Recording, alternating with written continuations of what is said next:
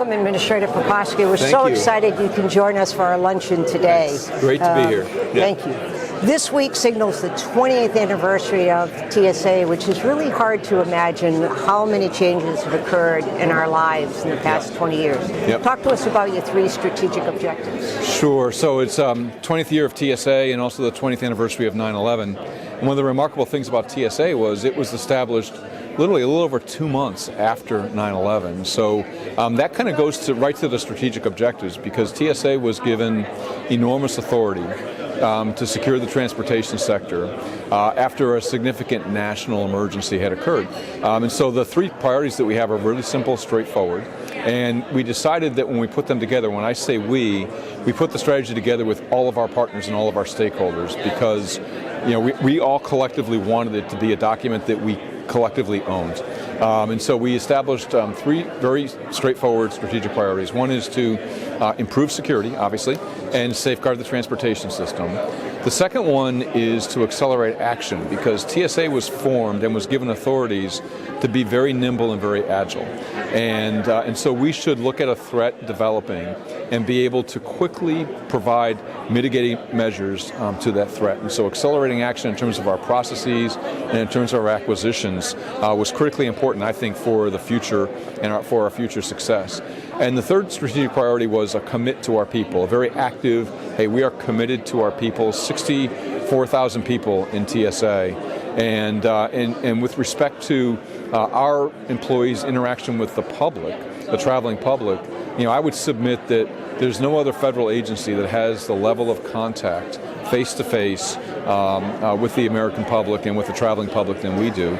And you got to figure that when somebody comes into a screening checkpoint, they're seeing uniformed officers clearly identified as TSA, clearly identified as U.S. government, and they're probably going to see 5 of those officers as they go through the screening process. So there's an awful lot of direct contact, and we wanted to make sure that we gave our people every tool and every procedure that would enable them to be successful. Let me pull a couple of threads from your comments. How do you teach people to anticipate threat? What kind of training did you go through? We provide, and it's a little bit similar to a Coast Guard model, which would be no surprise, given that now 3 of the Senate-confirmed administrators of TSA out of 7 have been retired Coast Guard officers. We try to put authority as low in the organization as we can, because the individual officer is going to see and hear a conversation that we're not going to see at a higher level. And so we want to give them very broad guidelines upon which to operate, but the discretion to make decisions at the time, in the moment, that they need to make. And so if we see a passenger that is behaving in a way that causes concern, we have protocols to deal with that, but that's a call the officer makes when he or she encounters that passenger. One other question, lots of other questions, but when you commented 64,000 person workforce, face-to-face contact, double-edged sword here in the era of the pandemic. Right. I know you've suffered tremendous losses. Can you comment on that, please? We did. Of the 64,000 people, 45,000 are frontline uniformed officers, so the vast majority are on the front lines. From the beginning of the pandemic until now, we've had about 11,000 of our officers and our federal air marshals and some administrative employees, but the vast majority are officers who have tested positive for COVID-19. So 11,000 people out of a 45,000 workforce predominantly, significant number. And then we've lost, sadly, 32 people to COVID-19. And I thought and hoped that in the summer of this past year we were seeing the end of people in our workforce dying from COVID-19. But we've had very recent cases of people coming down with the disease. And as we know, this Delta variant is very, very aggressive. And it hits people in ways they don't expect, and it unfortunately is very quick. Speaking of the pandemic, have you seen an escalation in bad human behavior both in the air and on the ground?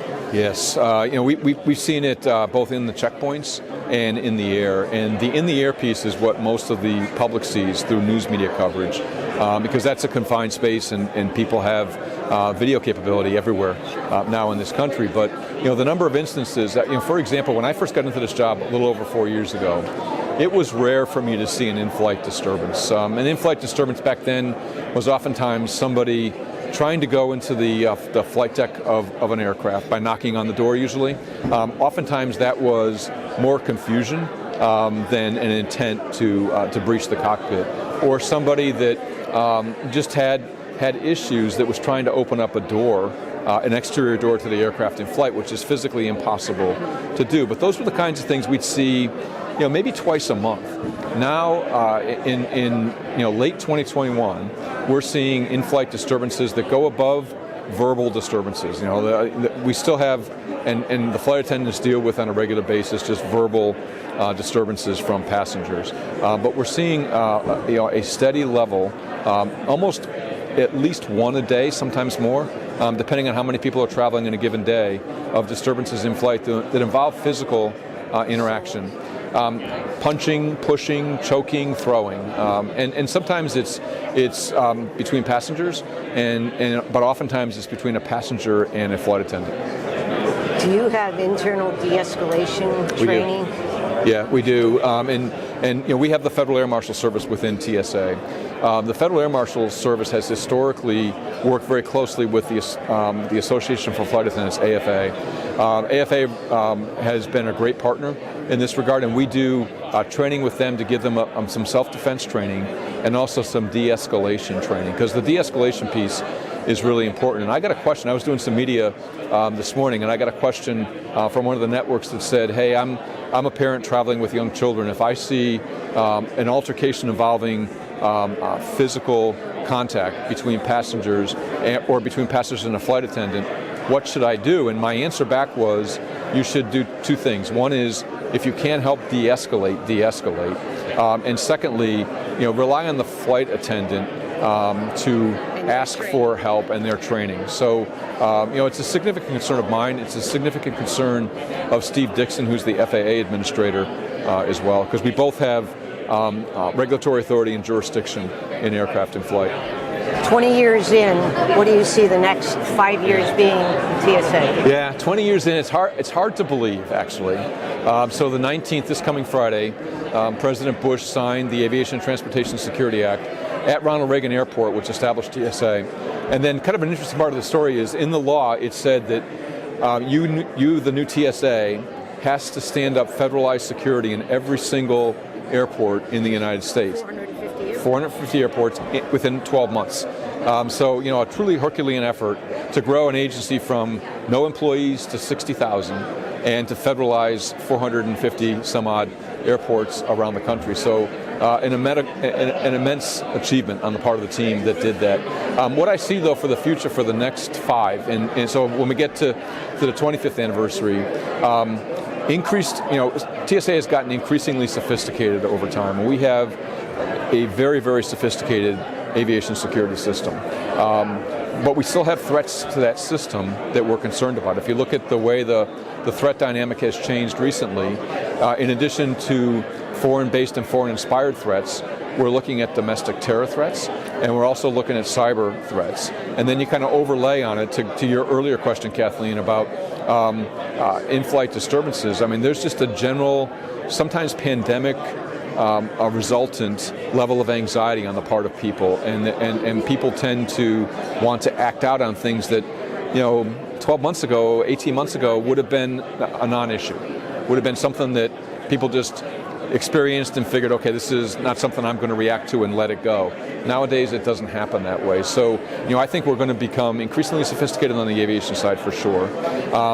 Much more closely aligned, although we are already closely aligned, but much more closely aligned with some of our key international partners, to the point where if you're screened in one of our key partners' screening systems, you don't need to get rescreened in the United States if you have follow-on domestic travel here. And I also think that surface transportation security, which a lot of people don't realize is a part of TSA's mission portfolio, will become more and more prominent in what we do. We've already issued security directives with the pipeline industry to require cybersecurity measures for the most critical pipeline companies within the pipeline industry. And we're about to issue similar requirements to the aviation industry, both airports and carriers, and also to the rail industry, so freight rail, light rail, and mass transit. which I think most people do not understand. Right. That is the entire transportation Right. system. So it's not just Right. encountering TSA requirements at the airport, it's Right. across the transportation. And what they really don't understand is they can sort of understand rail and buses, but what they don't understand is pipelines. But pipelines are, if you think of, TSA was formed originally in the Department of Transportation. When I was in the Coast Guard, TSA stood up in DOT as a DOT agency. And essentially what was done was they took all of the safety and security work that the DOT was doing at the time, carved out the security, put it in TSA, and so there's a parallel safety agency that we work with in DOT. So PHMSA, the pipeline and hazardous materials security agency or safety agency rather, is in DOT. We work with them on pipeline security issues. Obviously FAA with aviation, Federal Railroad with rail. So there's a very close partnership enduring between TSA, DHS, and DOT.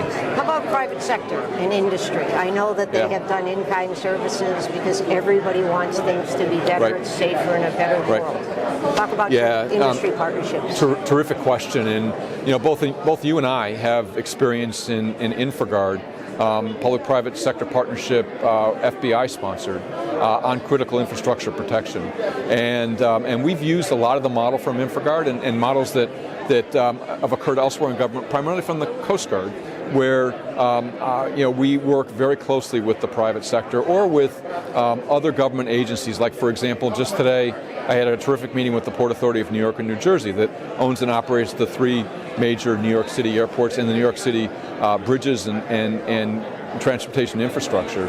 And so I would say, quite simply, we could not do our job without a strong partnership with the private sector and with other government entities.